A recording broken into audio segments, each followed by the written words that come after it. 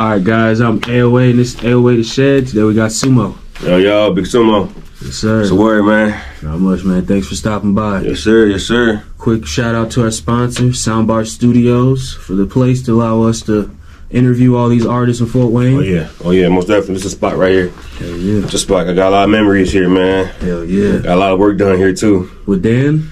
I actually did record one song with Dan. It was called, ironically, it was called Nobody's Home with Pressure, who just, Oh shit. yeah. And then Critical I Am, he did the rest. Oh, okay. On my campaign project, yep. Hell yeah. Mm-hmm. Well, take us back, brother, to your childhood. What were you, both parents? Give us all of it. The childhood, man. Earliest memories, where are you?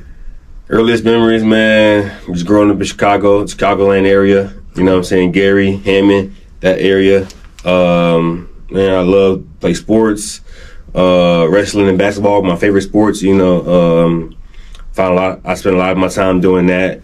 It wasn't until probably about maybe 08, 09, you know what I'm saying, I started watching basketball for real, you know what I'm saying, started getting into sports, and then that's when music came along, you know what I'm saying. I had a lot of good role models, a lot of idols I looked up to that did music, and they did it very well, you know, so once I found that, man, I was like, I just got my little notebook, started writing, you know what I'm saying, and I never let up on it. Never let up on it, man. So early on, you were kind of a sports geek, you'd say? Or just outside always playing? I was outside always playing, always active, you know what I'm saying? Definitely wasn't into like sports and like, like my parents had their favorite teams, the Bulls. My dad was from Muskegon, Detroit area, so he loved the Lions, you know what I'm saying? So whatever team they liked, I liked. My parents, you know what I'm saying? It wasn't until like I said, 08 is when I became a Celtics fan. I've been a diehard fan ever since then. Growing up, I like the Eagles a lot, just because green is my favorite color. So whatever team was green, it's the team I was rocking, you know what I'm saying? So okay.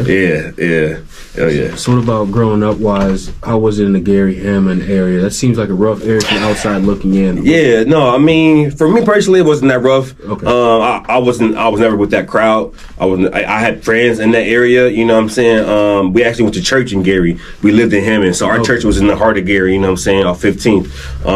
And it was cool growing up, man. It was never I never saw anything crazy, never been around the wrong people, never hung with the wrong crowds, you know what I'm saying? You can see the roughness of the area, but if you minding your business, you know what I'm saying, 9 times out of 10 you're gonna go unnoticed. So that was me, you know what I'm saying? That was me growing up. I was always in sports. All the trouble that I did get into back in the day was just doing dumb kid shit, you know what I'm saying? We had our little gangs, we had our little cliques and everything like that, but it was also more self-inflicted, self-controlled, not dealing with people that we didn't know that was the wrong crowd that can probably, you know what I'm saying, get you in some shit, you know what I'm saying? So yeah, it was growing up was cool, man. We had our little like I said, we had our gangs, we had our cliques.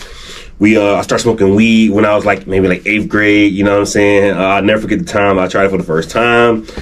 Same with liquor. I'll never forget the time I tried it for the first time, man. It was wild. It was crazy. Share one of those stories? So my first time ever having liquor, I ended up peeing on somebody's lawn. And it was just beer, bro. It wasn't even nothing crazy. Yeah. My sister had took me to one of their high school parties. I'm in 7th grade, 8th grade, I think it was. Wasn't even supposed to be out there with them at the time. And I got drunk, you know what I'm saying, just trying to impress people, trying to look cool and shit, you know what I'm saying.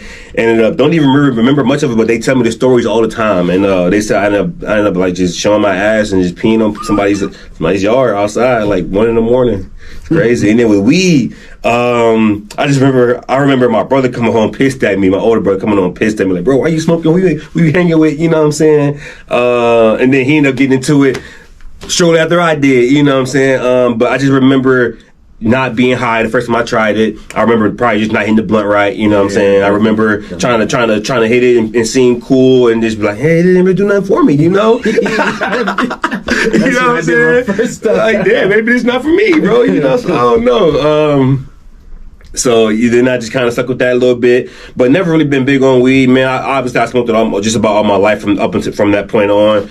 But weed, it's one of them things, man. Just like for pleasure for me personally. You know what I'm saying? Studio sessions. If the game come on with the homies. If we had an event, you know what I'm saying. But I ain't one of them guys that got to come home and smoke a blunt every day. That ain't me. I'd rather just hit my black and mild. You know what I'm saying? I'll be okay and I'll be cool off that. Hell yeah. Yes, sir. What's going on? What happened in 8th grade? Were you given more free time or something? Because it seems like you started trying adult things in 8th grade. Did you have more free time during that time period, would you say? Around 8th grade, you say? Yes, sir. Free time to do what? Like you just didn't like organize basketball season stopped or something that you can get into getting all these activities? That's what I'm asking. Oh, yeah. I mean, free time when I wasn't in school, or I wasn't playing sports and I was at home just chilling, you know what I'm saying? Or outside with friends, you know what I'm saying? So a lot of the times that I did get creative was like in my downtime, you know what I'm saying? Like when it comes to music, like I just always listen to music. And I never forget my homie Ferez, man. He out in LA right now. He doing his thing in LA, but he would just always send me different artists that he would listen to, and he never would send me anything bad. I'm like, man, this man never misses. You know what I'm saying? So a lot of my creativity comes to the artists that I've grown up listening to and wanting to mimic, wanting to mock. You know what I'm saying? In some kind of way, shape, or form. You know.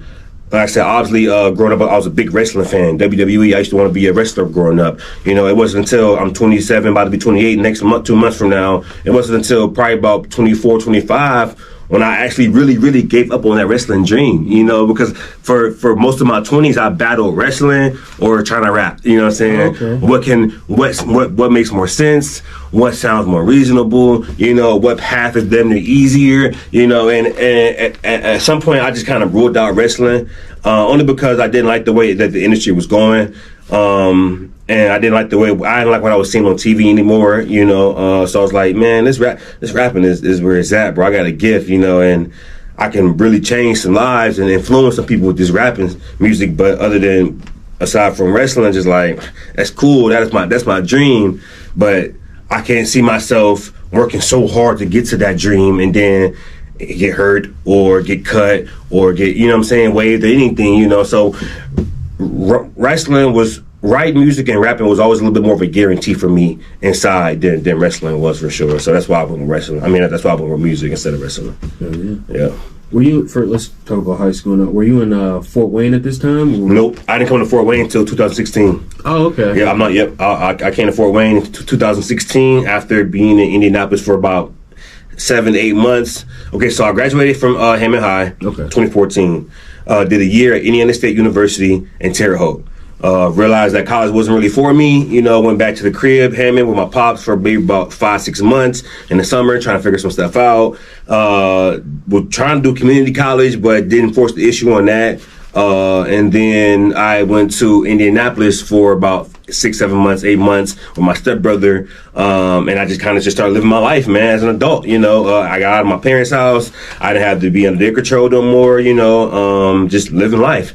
And that's also when I kind of started really recording songs for the first time, too. Recording my first song in like 2015, 16 in Bloomington, Indiana, with my friend Ferez, who I mentioned earlier, was going to school for audio engineering.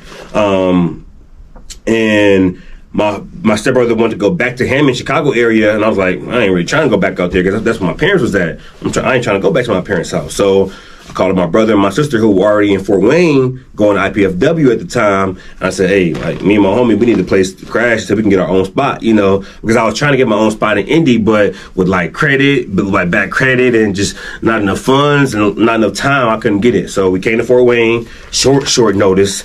Packed everything up, came to Fort Wayne, a date. I'll never forget, it was a leap year. It was February 29th, 2016, the day we moved out here. And I've been out here ever since, man. Just, it's been a journey, man.